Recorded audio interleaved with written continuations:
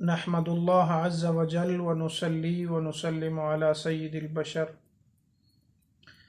अम्मा बाद फ़अऊज़ु बिल्लाहि मिनश शैतानिर रजीम बिस्मिल्लाहिर रहमानिर रहीम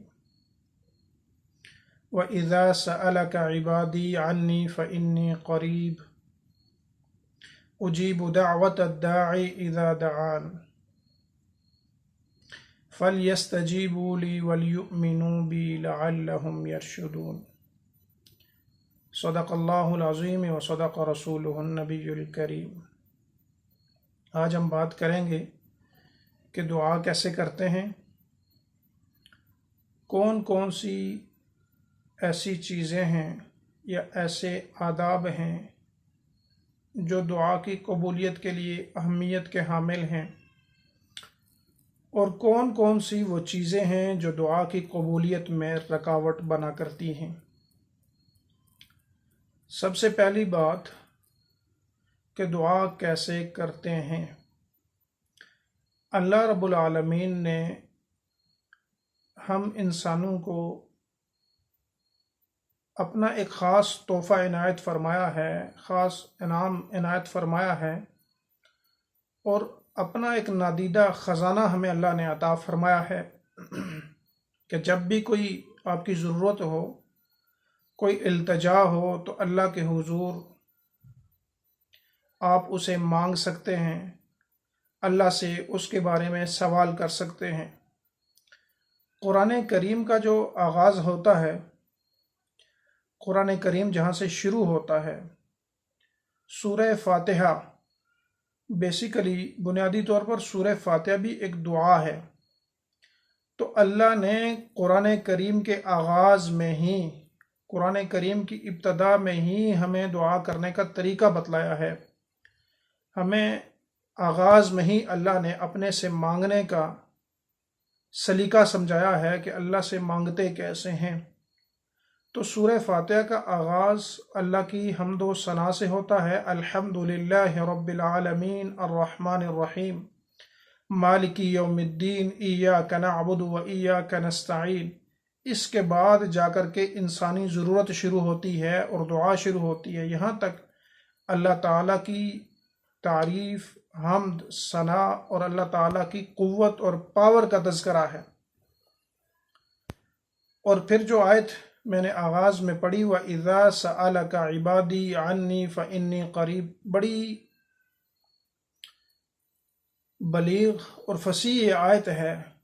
बड़ी तवील इसकी तफसीर के अंदर तफसीर मिलती है। मुफस्सिरीन ने बड़ा तवील इसके ऊपर कलाम किया है, लेकिन जो अंदाज़ मोहब्बत है अल्लाह रब्बुल आलमीन का, कि जब नबी करीम सल्लल्लाहु अलैहि वसल्लम से अल्लाह ताला ने खिताब फरमाया कि व इज़ा सअलका इबादी, आपसे मेरे बंदे पूछते हैं। यहाँ पर जो लफ्ज़ अल्लाह ने मेरे और आपके लिए इस्तेमाल फरमाया है, जिस लफ्ज़ के ज़रिए अल्लाह ने मेरा और आपका तज़किरा फरमाया है, वो लफ्ज़ है इबादी।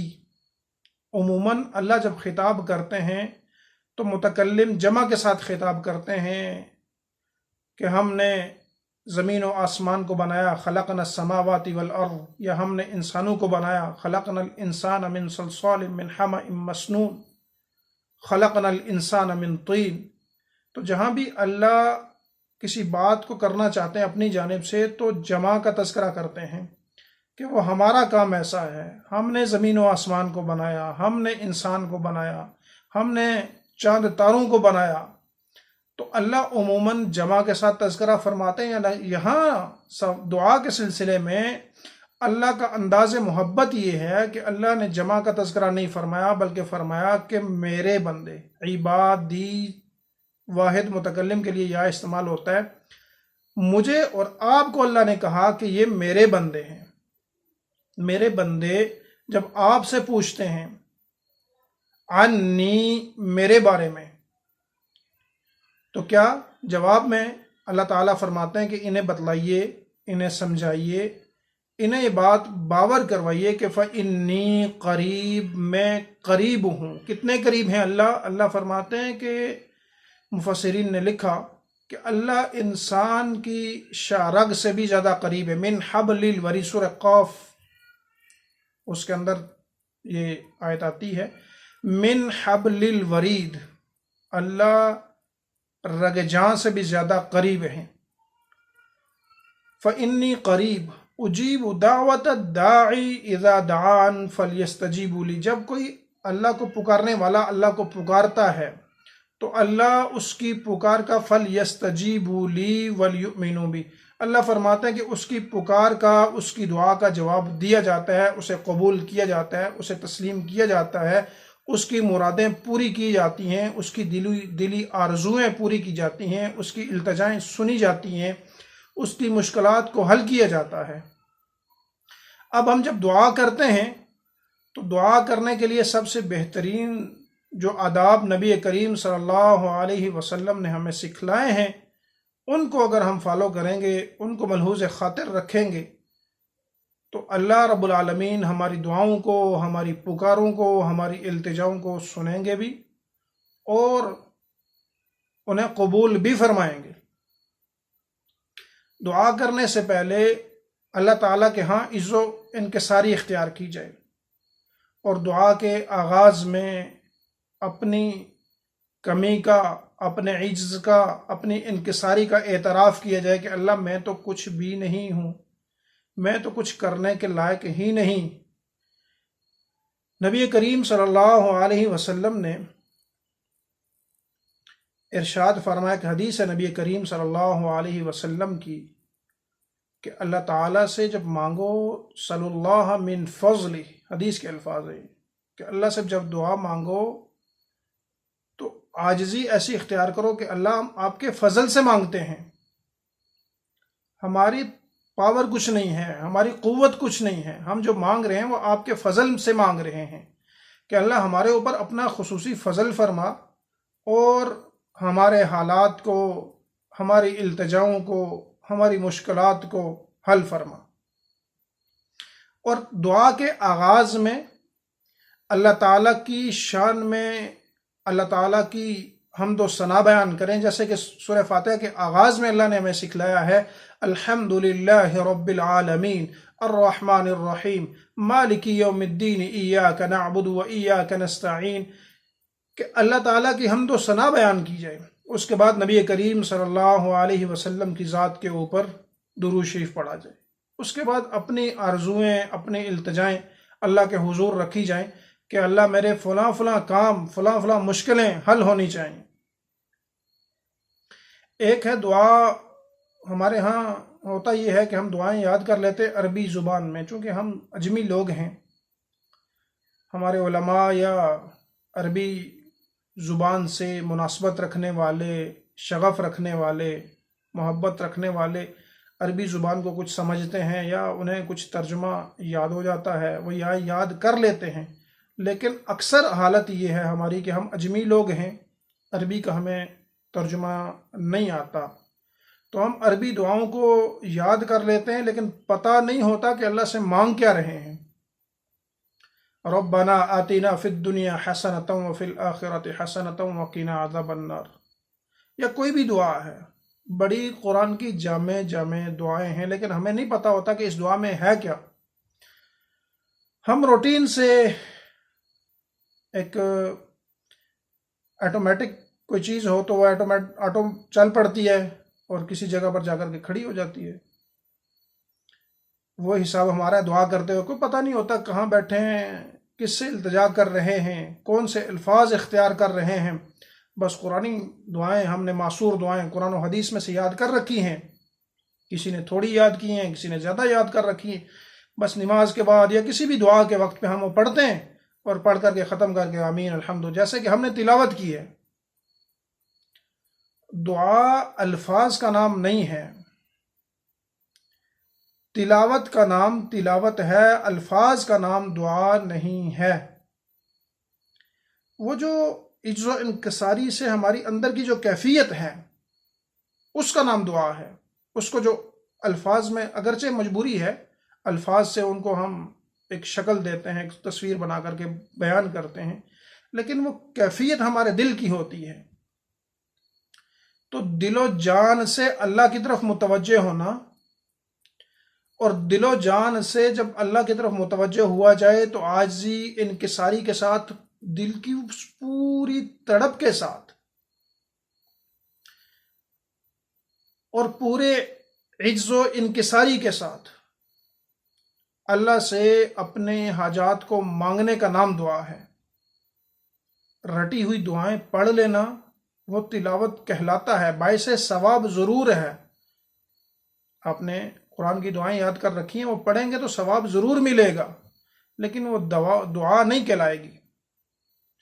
دعا تبھی ہے جب آپ وہ آیت یاد کرتے ہیں، یا وہ جو دعا آپ یاد کرتے ہیں اس کا ترجمہ یاد نہ بھی ہو تو کم از کم اتنا لازمی پتہ ہونا چاہیے کہ یہ دعا کیا کہنا چاہتی ہے، اس دعا میں کیا ہے۔ اس دعا کا ترجمہ آپ اپنی زبان میں جیسے بھی آپ سمجھ سکتے ہیں، جن الفاظ میں آپ سمجھ سکتے ہیں، کم از کم اتنا پتہ ہونا ضروری ہے۔ پھر سب سے آسان یہ ہے کہ آپ اپنی مادری زبان میں دعا مانگیں اللہ سے۔ اللہ اور بندے کا کوئی تکلف نہیں ہے، اللہ سے ہماری کوئی چیز چھپی ہوئی نہیں ہے۔ عربی زبان کے الفاظ میں یا کسی اور زبان کے الفاظ میں ہم اللہ کو متاثر یا امپریس کر پائیں گے، ایسا نہیں ہے۔ اللہ زبانوں سے بے نیاز ہیں۔ یہ میری اور آپ کی مجبوری ہے، یہ ضرورت میری اور آپ کی ہے کہ ہم اللہ سے مانگیں۔ تو بہتر یہ ہے کہ ہم اپنی زبان میں مانگیں، جو ہماری کمزوری ہے، جو ہماری مشکل ہے، اس کو اپنے الفاظ میں اللہ کے آگے رکھیں۔ اللہ میری یہ مشکل ہے، اس کو حل فرما دے۔ اور دعا کا مطلب دعا ہو، اللہ یہ میری پریشانی ہے، اس کو حل آپ نے ہی کرنا ہے، آپ کے علاوہ کوئی ایسی ذات نہیں ہے جو اس کو حل کر سکے۔ یا اللہ میں تیرے دربار میں لے کے آیا ہوں، یا اللہ اس کو حل فرما۔ تو دعا کرنے کا معنی یہ ہے کہ آپ کی جو ذاتی ضروریات ہیں، آپ کی دل کی جو کیفیات ہیں، ان کو الفاظ میں اللہ کے سامنے رکھنے کا نام دعا ہے، اس تڑپ کو سامنے رکھنے کا نام دعا ہے۔ معصور دعائیں لازمی یاد کریں، لیکن اس کے ترجمے کا بھی پتہ ہونا چاہیے۔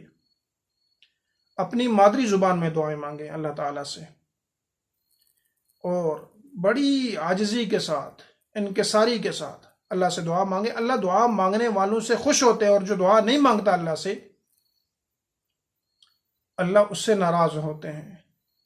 اور اسی دعا کو عبادت، ایک حدیث میں اس کو عبادت کہا گیا، اور ایک حدیث میں اس کو عبادت کا مغز کہا گیا، الدعاء مخ العبادہ۔ پھر بعض چیزیں ایسے ہوا کرتی ہیں کہ جو رکاوٹ بنتی ہیں قبولیت میں۔ وہ کون کون سی؟ ایک حدیث ہے، اس کا ایک حصہ ہے، نبی کریم صلی اللہ علیہ وسلم نے فرمایا کہ یہ اللہ تعالیٰ سے دعائیں تو مانگتے ہیں، بڑی گندہ حالت تو بناتے ہیں، لیکن حالت یہ ہے کہ مطعمہ حرام وملبسہ حرام وشرابہ حرام وغذی بالحرام، کہ ان کا کھانا حرام، ان کا پینا حرام، ان کا لباس حرام، اور ان کی پرورش بھی حرام مال سے ہوئی ہے۔ تو جب آپ کے مال میں، آپ کے کھانوں میں حرام شامل ہوگا تو دعائیں قبول نہیں ہوں گی، دعائیں رد کر دی جائیں گی۔ تو اپنے کھانے میں، اپنے پینے میں، اپنے پہننے میں، اپنے بچوں کی پرورش میں اس بات کو یقینی بنائیں کہ کھانا کم از کم حلال ہو، تھوڑا ہو لیکن حلال ہو۔ حلال کھانا کھانے کی وجہ سے اللہ دعائیں قبول کرتے ہیں۔ حرام کھائیں گے تو یہ حدیث ہے، کسی عام آدمی کا قول نہیں ہے کہ اس کو ایک کان سے سن کے دوسرے سے نکال کر رکھ دیا جائے، ایسا نہیں ہے۔ نبی کریم صلی اللہ علیہ وسلم نے فرمایا کہ اگر یہ چیزیں کسی میں پائی جاتی ہیں تو دعا قبول نہیں ہوگی۔ تکبر ہوگا تو دعا قبول نہیں ہوگی۔ دعا کے لیے عاجزی ضروری ہے، انکساری ضروری ہے کہ اللہ میرے بس میں جو تھا وہ محنت میں کر چکا ہوں، لیکن پھر بھی آپ کے فضل سے سوال کرتا ہوں۔ سأل اللہ من فضلی، اللہ آپ کے فضل سے سوال کرتا ہوں۔ تو اللہ تعالیٰ کے فضل سے، اللہ سے مانگنے سے اللہ خوش ہوتے ہیں، اور اللہ عنایت بھی فرما دیتے ہیں۔ تو خلاصہ یہ ہے کہ دعا اللہ سے جب مانگے تو آغاز میں اللہ کے حضور اللہ کی حمد و ثنا بیان کریں، نبی کریم صلی اللہ علیہ وسلم پر درود پڑھیں، جو معصور دعائیں یاد ہیں وہ پڑھیں، لیکن اپنا دھیان اور توجہ اللہ تعالیٰ کی طرف ہونی چاہیے، وہ دل کی جو تڑپ ہے وہ اللہ کے سامنے رکھنی چاہیے۔ پھر آپ کو اپنی مشکلات، اپنی حاجات اللہ کے سامنے رکھنی ہیں۔ عربی نہیں آتی تو کوئی مسئلہ نہیں ہے، آپ اپنی زبان میں اللہ سے مانگیں، اللہ میری فلاں فلاں مشکلات ہیں، فلاں فلاں حاجات ہیں، اللہ ان کو حل فرما۔ اللہ بے نیاز ذات ہیں، اللہ آپ کو نوازیں گے، اللہ آپ کی التجائیں سنیں گے، حاجات کو قبول فرمائیں گے۔ اللہ نے دعا کے معاملے میں صرف اتنی محبت کا اظہار فرمایا ہے کہ عبادی عنی فانی قریب۔ یہ بار بار اللہ کہتے ہیں یہ بندہ میرا بندہ ہے، میرے بارے میں پوچھتا ہے، میں اس کے قریب ہوں۔ یہ پیغام مجھے اور آپ کو ہے۔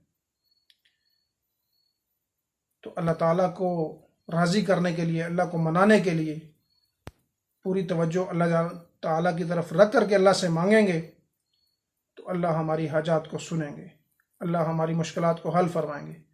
اللہ سے دعا ہے کہ اللہ ہمیں دین متین سیکھنے کی، صحیح معنوں میں اس پہ عمل کی توفیق نصیب فرمائیں۔ جزاکم اللہ خیر۔